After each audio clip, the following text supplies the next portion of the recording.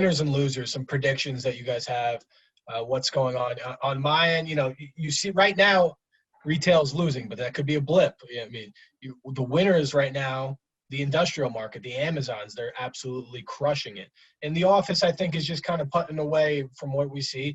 Anyone who's trying to make a deal is pushing out that decision probably to the end of the year. Yeah, we could work from home for the rest of the summer. At the end of Labor Day, I think, we'll try to figure it out then. But winners and losers, either sectors, really, I'll let you kind of go wherever you want, but give me some predictions. Phil. You're on mute, Phil. My apologies. In Okay. terms of retail becoming a blip and office, look, that whole working from home thing, a lot of people resisted it. It was almost as if you think of Amazon in the year 2000, people were apprehensive about putting their credit cards online unless it was safe.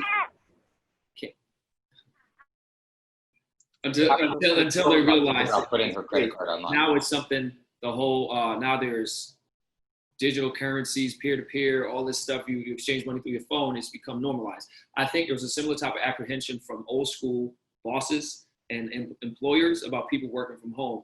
Now they're seeing, I think people are seeing, I'm not sure how everyone else's productivity is going, but people are seeing that it's because out of necessity you have to. I think people are seeing that it can't be done. So obviously office is going to suffer from that.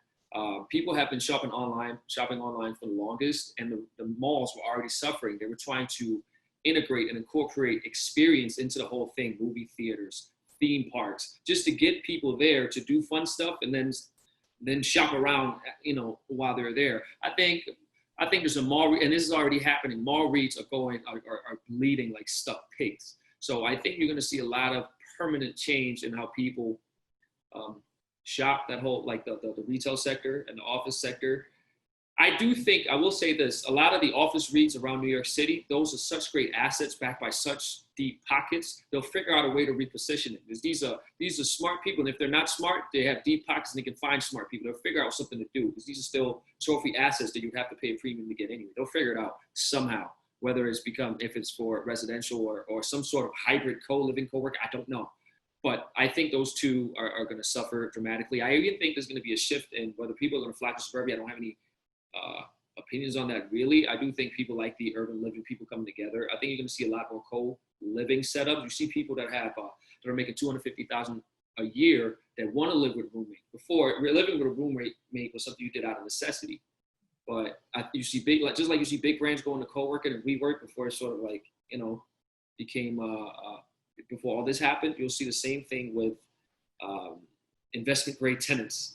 But in the personal equivalent of that, like basically someone who makes a lot of money, wanted to live with others. I think you're going to start to see more of that. But this is just based on indicators I'm seeing now. So that's my book. But retail and office, I don't know, man. Drew, let's flip it over to you. How about you some predictions, some winners and losers? Well, I think retail was already struggling, and COVID didn't help. Sort of hit it over the head one more time. So I think that's an easy one always to bash.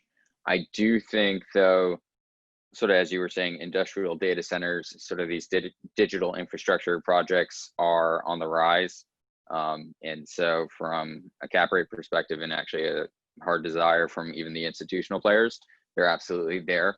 I would say on the office and even the multifamily and sort of the new developments that are coming through, it's more geographically impacted, where we've even seen sort of some of the markets that opened before New York and before LA actually started to recover more quickly. Leases actually started to be re-engaged and actually were beginning to be signed. So I think it really will play out really more on a geographic basis.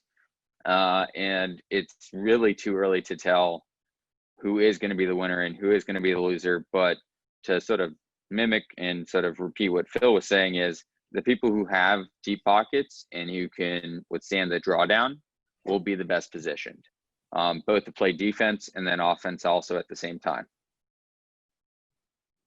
Andrew? So listen, Charlie, you, Drew, and Philip, you're far more qualified to talk about the actual real estate of the real estate sector. I only know the tech side, and even that, some people would argue against. But I will, talking on the technology side, some of the winners right now, we've talked about anything that's doing remote viewing, both on commercial, residential is hot.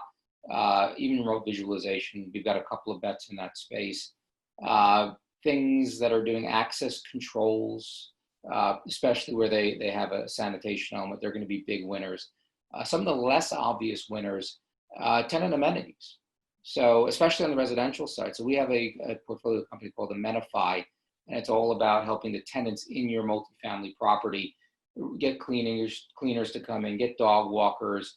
It's all within the property's own app and services. So before it was nice to have, it was good, it helped increase rents, it was cheaper than putting in, say, a gym, and people used it more.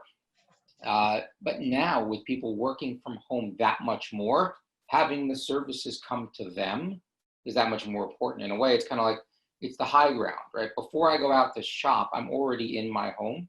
So if you can get closer to that purchase decision, that's a winner.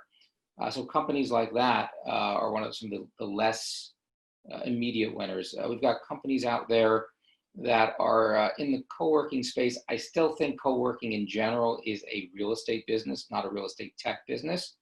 However, there are companies out there that are playing the marketplace. So instead of me owning a vacation property, you could be Airbnb.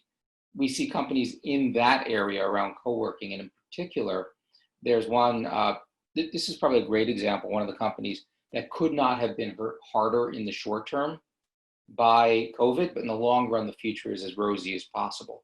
So what these guys do, the company's called Kettle Space, they will take underutilized hotel and restaurant space, turn it into co-working spaces during their downtime, right? Basically most of the day except for dinner, or every day the hotel doesn't have an event. So they are huge cost advantaged over traditional co-working because they don't own any assets. Great company, doing really well coming into February, went down to 0 revenue in March, shocking. But in the long run, as the heads of real estate and the heads of HR are trying to figure out, how do we return to work, right? How do we deal with the reluctant workers? How do we deal with the phased returns? They're all looking for spaces that can be spun up and spun down fairly quickly, that are near their employees. And like companies like Kettle Space can move really quickly to take advantage of that. So those are some of the more subtle long-term winners in this game. There are a lot of companies out there that in general, I think it's kind of a push. So we have a couple of smart apartment startups in our portfolio. I think the future is still going to be good for them. But I think in the short term, it's been harder for them to make sales because everyone's attention was on, like, can I collect rent? And those few technologies that help me collect rent or actually continue to do business. So it's just a factor of not being able to get the right decision makers' attention right now. As that passes, and that'll pass even before the crisis passes, it'll be a factor of like, okay, I've done all that I can do to deal with the now, and now I'm going back to kind of a semi-normal routine.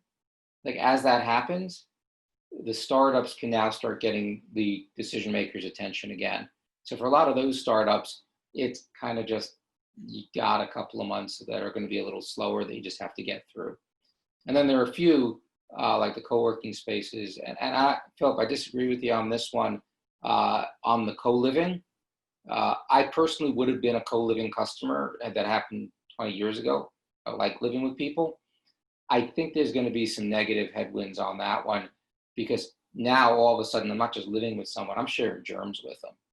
And I think that I might still want to live in the city because hey, the city's awesome, but maybe I don't want to kind of share a germ phobe. I don't know if that's a word, a germ bubble with people I don't have to. But I don't have a bet in that. So, we'll see how it plays out.